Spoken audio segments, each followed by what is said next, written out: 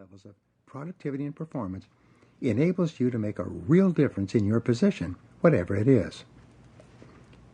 Another thing we know is that every excellent manager today was once a poor manager. Everyone starts at the bottom with no managerial skills at all, no matter what a person's title. My personal experience is a good example. I remember when I was first promoted from a top salesman to a sales management position with more than 30 salespeople under me. I was convinced that this was a great opportunity for me to demonstrate my leadership abilities. Having no management experience, I immediately began giving orders, telling people to do certain things and to stop doing other things. I lectured to both individuals and groups to demonstrate my superior knowledge and competence in our business. I criticized people for mistakes or lack of productivity and threatened to fire people who didn't smarten up and fly right. I ignored the sullen looks and brooding faces and dismissed the silence that greeted me whenever I walked into the room. I was oblivious to the small groups of salespeople who were joining together and complaining among themselves about my behavior and the way I was treating them. A week after I was promoted into this management position, I arrived at the office one morning to find it empty. Everyone was gone. They had cleared out as if there had been a bomb scare. The only person left was the secretary, who told me that the top salesman in the company, a man who was very popular and influential among the other salespeople, had quietly organized the group and then made an offer to a competitor to bring the entire sales team over, along with their customers, to sell a similar product for the rival firm. Because of the way I had been treating them, and some peer pressure thrown in, the whole group walked out.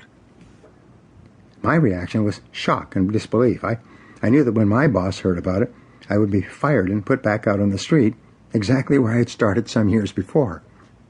So not knowing what to do, I called on a wiser, older businessman, told him what had happened, and asked for his advice. Because he had been through a similar situation early in his career, he told me exactly what had happened, the mistakes I had made, and what I needed to do immediately to turn the situation around. First, I had to be willing to accept that I had personally made a major mistake, and that I was responsible for rectifying it. The next key to solving this problem was the top salesman who had spearheaded the massive defection. If I could get him to come back before the group had settled into the rival company, I could turn the situation around. His name was Philip. I still remember. I called him up right away and arranged a meeting. He showed up with 3 other top salespeople, like a mafia sit-down, and asked me what I wanted. I immediately apologized for my behavior, promised never to treat the salespeople poorly again, and asked him what it would take to get him to come back. After some private conversation with his consiglieres, he told me what I would have to do. His demands were simple. I would appoint him assistant sales manager and work through him as a liaison to the entire sales force. I would henceforth treat each person with respect, and if I had problems, talk with him before criticizing or complaining in public. I agreed, and the next day the entire sales team reappeared at the office, ready to work. From that learning experience, I went on to build sales forces in 6 countries, recruiting, training, staffing, and then appointing managers and helping them to manage their operations successfully. Each of the sales teams was soon producing excellent results for the company. I had learned a valuable lesson, and I never forgot it. Here's the lesson.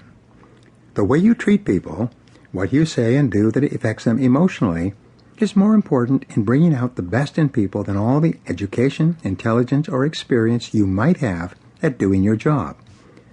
The best news of all is that because you are motivated and influenced by the same things that other people are, you already know everything you need to know to become an outstanding manager.